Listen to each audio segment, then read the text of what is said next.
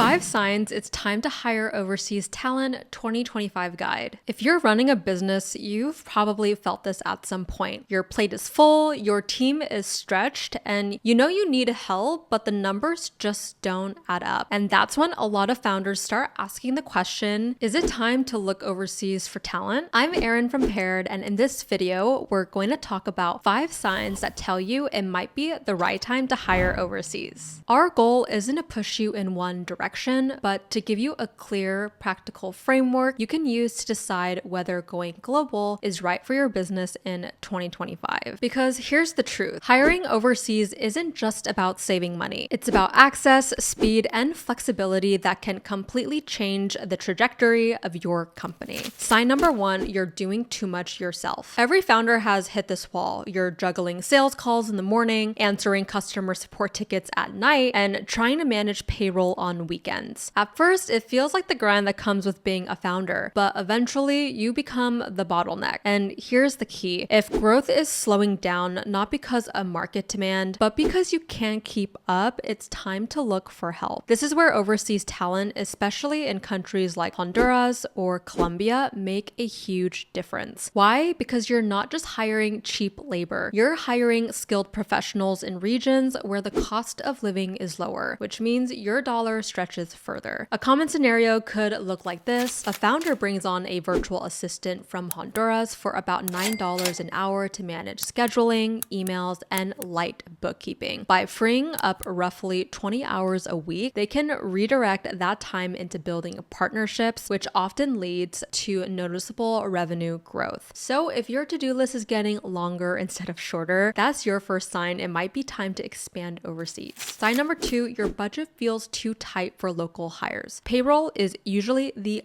biggest expense for a small business. And in the US, hiring a full-time customer service representative might cost $45,000 to $55,000 a year once you factor in taxes and benefits. For many startups, that's just not sustainable. Now, here's what happens when you look overseas. Let's take Indonesia as an example. A customer support specialist fluent in English may cost around $12,000 a year. Same skill set, professional training, but your budget stretches 3 times further. It's not just about cutting costs, it's about creating options. Instead of hiring one person locally, you could build a team overseas. One person for support, one person for marketing, and one for operations, all for the same payroll cost. That flexibility is why so many founders are starting to explore regions like Latin America and Southeast Asia, and the numbers finally make sense. Sign number 3 is you need to move faster than your competition. Startups live and die by speed. The ability to launch faster, test faster, and pivot faster is the edge you need to survive. This is where overseas teams give you an advantage, especially when you use time zones to your benefit. Let's say your US team signs off at 6 p.m. instead of waiting until tomorrow. Your team in Indonesia is just starting their day. They can continue design work, fix bugs, or push code while you're sleeping. By the time you wake up, progress has already been made. On the flip side, if you hire in Latin America, say Mexico or Honduras, you get the same time zones or just a small offset. That means your overseas team can join meetings in real time, handle customer service during US hours, and keep communication seamless. So whether you want round-the-clock productivity or smoother collaboration during the day, overseas hiring solves the problem. If you're frustrated by delays and slow turnarounds, that's your 3rd sign. Sign 4, you can't find the right talent locally. Here's the reality, some skills are hard to find locally. Try hiring a Shopify developer, a bilingual customer service rep, or a data analyst in your city. It's expensive and often slow, but when you go global, your options multiply overnight. In Latin America, you'll find bilingual professionals who understand US culture and communication styles, perfect for customer-facing roles. In Indonesia and the Philippines, you'll find deep pools of designers, developers, and virtual assistants who are highly skilled in e-commerce, e-commerce, SaaS support, and marketing. For example, a founder I worked with needed a Shopify developer. Locally, the going rate was $100 an hour. They hired an experienced developer in Colombia for $25 an hour who had already built